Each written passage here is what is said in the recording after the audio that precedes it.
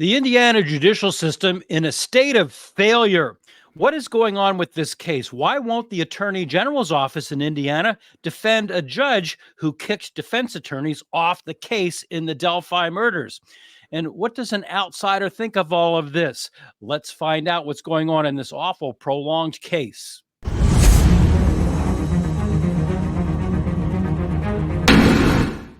Abby Williams and Libby German have been dead for almost 7 years, and at this point, there are even more delays in this case. Hi, I'm Lainey Law.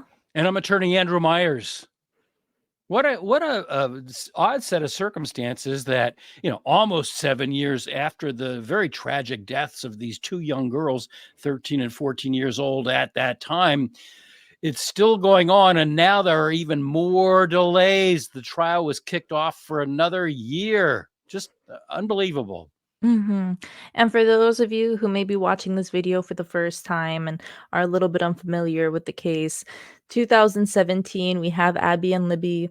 They are found dead, and it took a very long time for them to find a suspect in this case. Now they finally do have a suspect, and this whole situation has been crazy. They've been trying to get him changed to another prison because they're saying that he's going through abuse at the one he's currently at. And even right now with the attorneys, there was a leak in information from an employee from his defense attorneys. And now the judge is saying that these attorneys can't be on the case. And it's blown up into this whole thing. The attorneys are saying they'll do it pro bono, which is, in my opinion, kind of crazy. Like that, they feel very strongly about this to be doing it like that. So it's just crazy seeing how this whole thing has developed over the past 7 years. That was a really good summary. I don't think I could have done any better than that. Excellent summary. So the two attorneys, Andrew Baldwin and attorney Rozzi, want to stay on this case. They went to court on Tuesday, October 31st to stay in the court. The judge said, not only can you not even be in this case, but I've stricken everything from the record. Well, back up one day before that, and the attorneys hired their own attorney, and they filed a case in the Indiana Supreme Court saying, we are the only ones that Richard Allen, the defendant, wants. He doesn't want the replacement attorneys. We've been on the case for a long time. And so they are asking the Indiana Supreme Court to stay on the case. So let's take a real quick look at what the court is saying in the case. Here we have the writ of mandamus is what it's called. It was filed against the Carroll County Circuit Court, and the Honorable Francis C. Gull, the judge, interestingly, right here on October 30th, 2023, the court issued an order setting a briefing schedule in which all briefs opposing the issuance of a writ must be filed by November 9th with the clerk of the Supreme Court. So this makes everybody run to their word processors and their law libraries and saying, we've got to come up with a brief. And I can only imagine that the judge went to the attorney general, who, attorney general is the highest law authority for the state. Number 4, shockingly, the office of the Indiana Attorney General has declined to represent respondent in this matter, causing respondent to need to engage counsel. What exactly does that mean when you say that? What does that verbiage mean? What it means is that the judge, Judge Gull, who's been presiding over this case, went to the Attorney General's office to brief the case and represent her. The Attorney General said, no, we won't represent you. The Attorney General has declined to represent Judge Gull in this matter, causing the respondent to need to engage counsel. And as we see on the next page, she did get counsel. The undersigned attorneys Gutwine and Stake, they will now represent her. But surprise, surprise, they need more time. You don't just come up with a state Supreme Court brief, in 5 minutes. It's a lot more complicated than that. So the whole case right now, in terms of the appeal that was filed up with the Indiana Supreme Court, for the moment is on hold, and they have until mid-November to get a brief from Judge Gull with respect to her position in this case. So, And it sounds a little bit messy. I'm curious, like, why wouldn't the attorney general want to be involved in that is a little bit curious to me. Well, they haven't made any statements at this time as we're doing this. I can only imagine it's one of two things. They might say that they have a conflict of interest because, after all, the attorney general, represents police and probably some of the witnesses in the case, the official witnesses. The prosecutors are actually county prosecutors. They are from the Carroll County Prosecutor's Office, so they're not directly the state, although a county is a subdivision of the state. But that's one thing that the attorney general might rest on saying that there's a conflict of interest. But they might also say this is just too hot to handle. It's, as we're going to see in a few minutes when we get through the next set of pleadings that are on file in the case. The allegations are that the judge violated the law and the rules of the Indiana courts. And so it may just be that the attorney general says, we don't want anything to do with that. It's not our gig. That might have been their real reason, and they're resting on maybe a conflict of interest. I do not know. But interestingly, as I said before, attorneys Rozzi and Baldwin did go to the court even after they'd been kicked out of the case by the judge, and they tried to represent him. And the judge, in no uncertain terms, said, "No, you are not on the case, and I've removed your pleadings, and you're not welcome here." Well, not surprisingly, attorney Baldwin, on his way out of the courthouse, just was not very thrilled with that. And here's what he had to say. It's time for you guys to start being journalists. And how would you suggest we do that, Andrew? And so he's telling the reporters, you got to be journalists. There's Judge Gull walking out of the courthouse also. And the attorneys are saying the reporters are saying, well, what do you want us to do? How do we do this? And I don't know. I'm thinking to myself after this, I thought that the attorney Baldwin, was a little bit brusque with the reporters. I mean, he's under a gag order, and I thought he was a little bit rude to the reporters. Do your job, be journalists. And so I thought it was a little bit rude. And if you want to get good press, you should kind of not be rude to the reporters. Because I've been on both sides of this. As you know, I was a reporter. I was a TV reporter for a number of years before I went to law school. Now I've been in the legal system for a long time as an attorney. And I'm thinking, the best way to get good publicity is to be rude to the reporters. And then I'm thinking to myself, well, you know what? He's Attorney frustrated. Yeah. Yeah, he's a human being. He's a human being, and he was just blown off by a judge. And I've never been blown off by a judge. I've been in court a lot, and like I think I said in a previous podcast, I haven't, and I don't think any trial attorney is being honest if they told you that every single time they went to court, it went their way. I'd like to think many more times than not, it does go my way. But even on a bad day, I've never had a judge, be rude like that and I've never been kicked off a case, not by a judge. So I'm saying to myself, the guy's rude. I mean, the guy is frustrated. The guy is, human being. He might've gone home and said, geez, maybe I shouldn't have said it like that.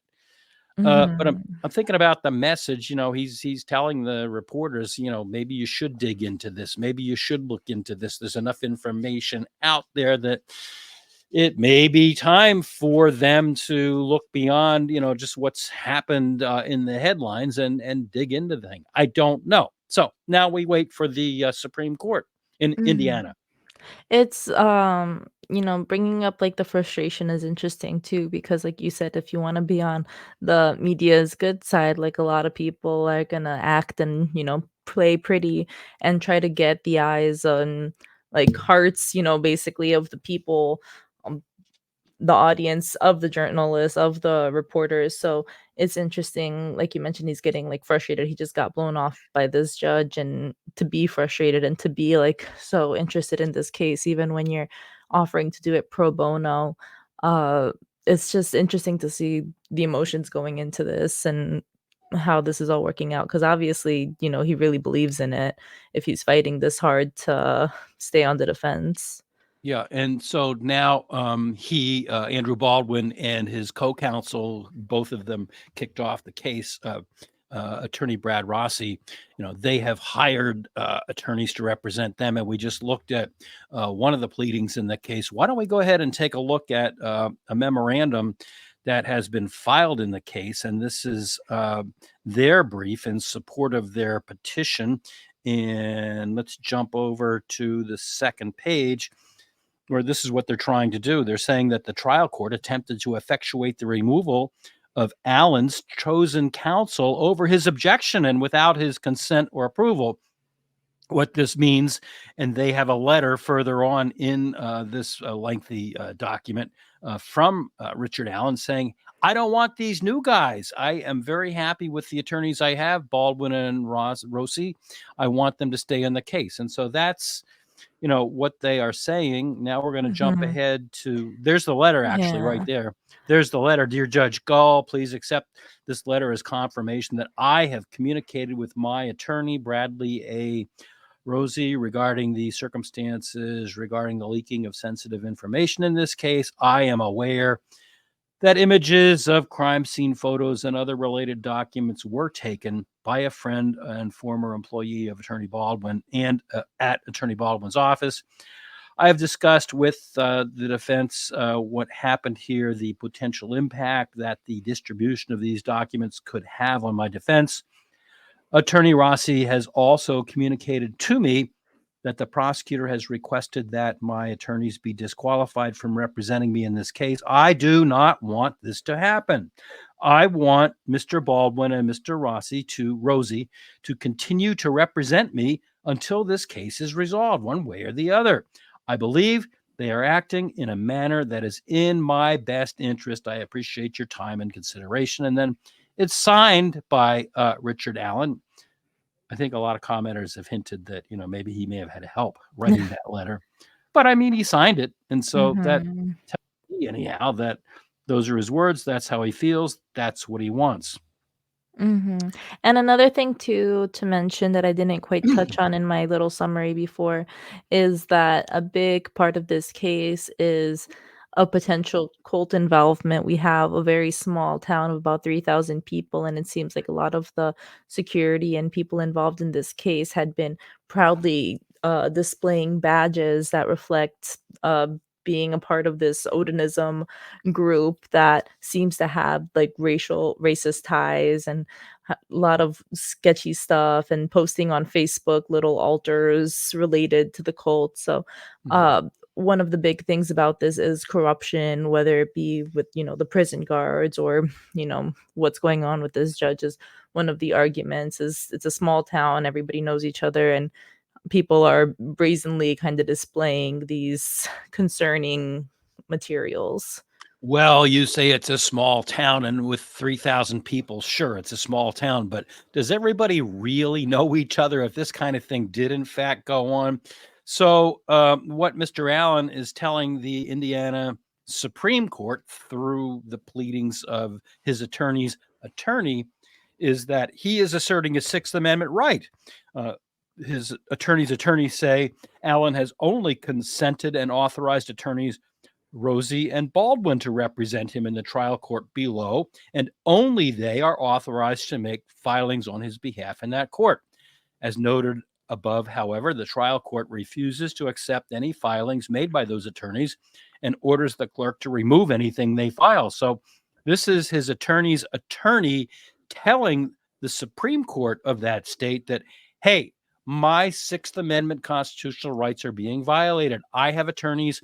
I picked them. They've been working on the case. I like them. I want them. How dare really this circuit court lower judge kick them off the case for whatever reason?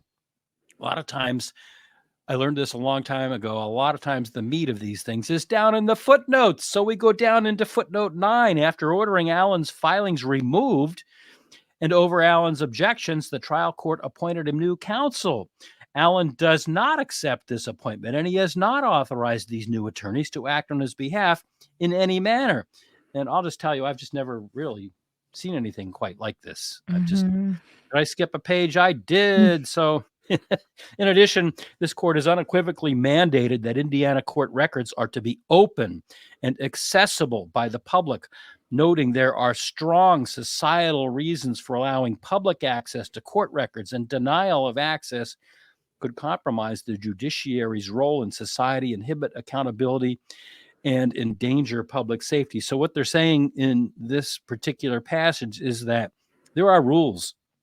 Every court has rules, and they do vary from state to state in the United States, and that's why we have to be licensed in the jurisdictions that we're licensed in. And I'm not licensed in Indiana, but I'm familiar enough with this brief that they're saying that the court rules state basically that all pleadings are to be public in Indiana unless there's a rule to be complied with that they're not made public. And what they're saying in this brief is this judge just arbitrarily took the former pleadings of his attorneys, Baldwin and Rozzi, and ditched them out of the plea for no reason and in violation of the rules. And so that's what they're saying in these pages. And then the last page we're going to take a look at, and then we'll get out of the court pleadings, is that they're saying that the trial court failed to perform a clear, absolute, and imperative duty imposed by the trial rules and access to court records rules when it's sua sponte. That means on its own, without a hearing, without consulting with anybody,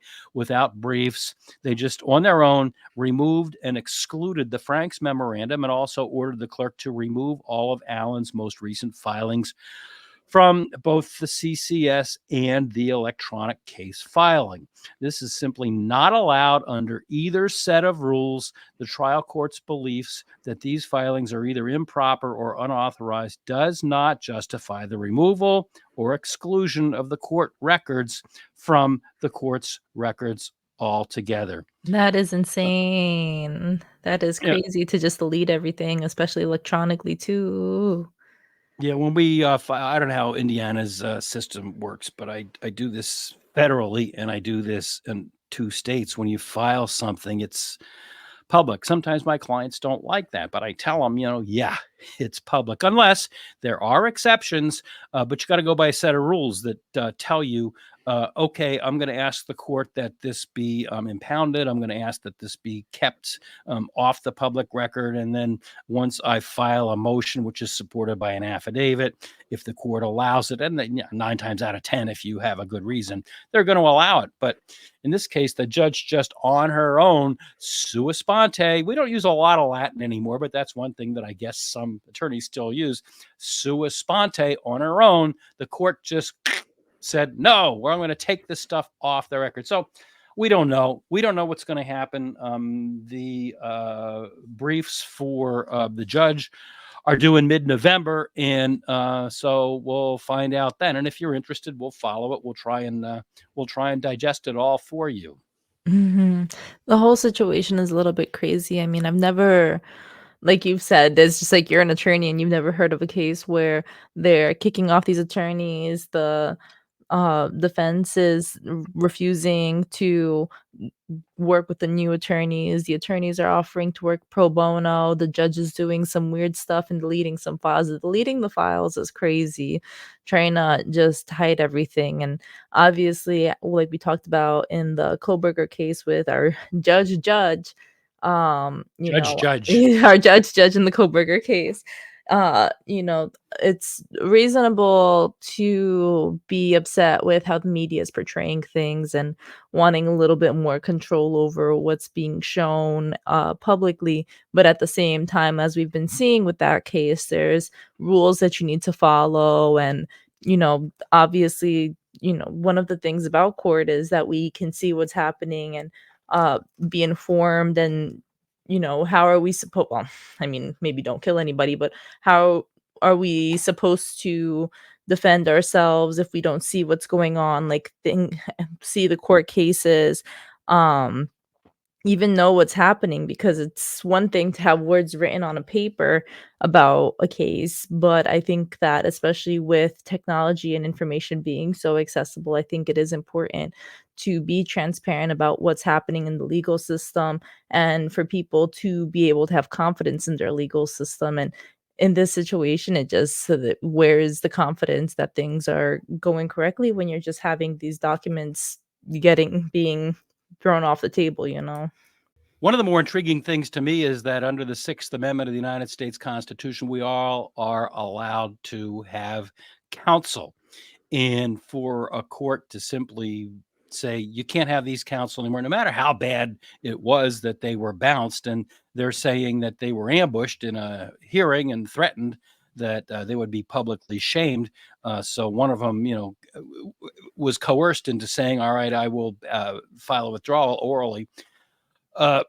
It's really intriguing that something like this has happened again. I haven't heard of anything like this happening.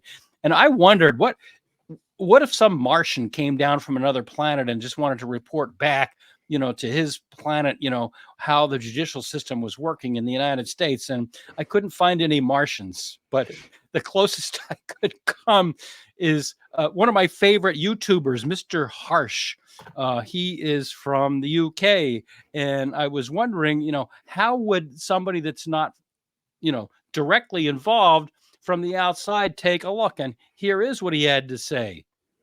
A judge who seems to be making up the rules as she goes along and telling people who they can and can't have as representation, bullying people out of representing their client who they have represented. Well, what can I say? Wholeheartedly, and they have got a true, deep, heartfelt connection to their client. But this judge doesn't think that they should be. She's not going to let them. Come on, me. Well, that's certainly one way to put it, but, his sentiment is understood. I mean, how does this happen? And we are just going to have to wait and see. I hate it when people say, well, give me odds of what's going to happen in this case. And I can't give odds for a lot of reasons, one of which is that we really don't know exactly what happened behind the scenes. But it is intriguing, and it's just one of those cases that's going to keep coming back and coming back. The really awful thing that, still kicks me in the back of my head is that, these two girls disappeared. And what about their families? What about their parents? What about their grandparents? What must they be thinking that this happened all of those years ago? And it's just spun out. I hate to say it, but it's just spun out of control. I can't believe it. Yeah, I mean, when you think about how many years it's been, nobody wants this to happen in the first place, and closure is really all you can ask for.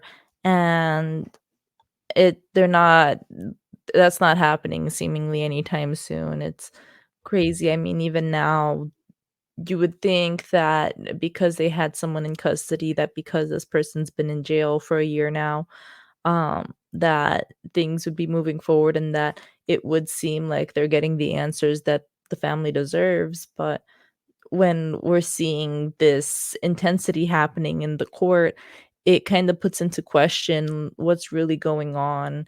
And that family, has to deal with this too. It's like they're watching this in the news. Keeps springing up on them, which is, really horrible. But at the end of the day, like, they are going to want the perpetrator to be found. And, you know, there's only so much. Everybody involved in this case is only human. So whether it's just the judge, I don't know. I feel like you would know better, that the judge should know not to be just deleting files and stuff like that. Here's what But strikes yeah. me. Here's what strikes me. Abby Williams and Liberty German were 13 and 14 years old when this happened back in 2017. I have two stepdaughters who I met my stepdaughters when they were a few years younger than that even. And I did have the pleasure of watching them grow up, become young women. They've made me into a grandfather. And I do have the pleasure of seeing them grow from, 11, 12-year-old girls into adulthood and, bring my grandkids over. And I've had the pleasure of having that experience. And Abby and Libby's family will never have that. Let's Mhm. not forget what this whole case is about. This whole case is about the fact that these two young girls, all they did was go out on a walk in public on a public rail trail where a lot of people go and figure they have a nice safe place to go out and get some exercise, hang out with their friends, go and have a nice, healthy, happy walk. And they were abducted, and a horrible, horrible, horrible set of events occurred, and they never came home. So that's what really strikes me about the whole case. Forget about, you said, oh, I'm an attorney, I should know. No, I'm a human being, and this is about human beings and what happens. And I'll just come out and say the system has failed. The system has failed. The system's in a state of failure. It's an ongoing failure, and let's hope that things get back on track in the near future. So that's my closing thought. What are yours? Yeah, I totally agree with you. I mean, these girls, they should be in college, you know, they shouldn't it's what happened shouldn't have happened. And like you said, it's a failure of the system and it's heartbreaking to see. And it's also like it's crazy to think of too. I mean, just like you said, they should be able to go on a rail trail safe. Everybody has a right to being able to feel safe and comfortable in their town. And this has just been a disaster in all these parts, and how was anybody in this town supposed to feel safe letting their kids out of the house anymore? Um, it's awful. It's awful, and we appreciate to everybody who has been leaving their thoughts and comments, and the ones who nicely corrected us on it being Delphi instead of Delphi, Delphi. yes, Delphi. We apologize. We Yeah. apologize. You know, No, yeah. we don't always get everything right, but we always make corrections. So you know what? And yeah, and we appreciate, and honestly, like, it is really nice to see the comments and uh all the different opinions, and love to see the conversations that happen in the comment section. So we really do appreciate that, and be sure to leave more comments because they're great Yep. to read and give us ideas too on what cases we should cover as well. Okay, so please like, subscribe, and share with your friends and your enemies, and let us know how you feel about it. Have a great day, everyone.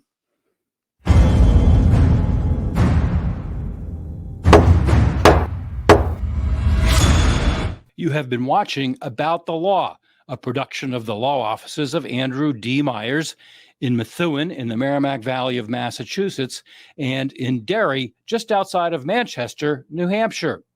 Remember to click the like and subscribe buttons down below. And if you enjoyed this video, be sure to share it with your friends and others. If you'd like to talk to me about an injury case, a car accident, a slip and fall, a serious bodily injury case, or some other case, please feel free to contact me. I'd love to talk to you. You can contact us through my website at attorney-myers.com. We have a contact us block, or you can call on one of the telephone numbers we've given there, or you can email me at andrew@attorney-myers.com. The foregoing is offered for informational purposes only. It is not intended as and does not constitute legal advice. Laws vary widely from state to state. You should rely only on the advice given to you during a personal consultation by a local attorney thoroughly familiar with state laws and the area of practice in which your concern lies. This podcast must be and hereby is labeled advertisement in some jurisdictions.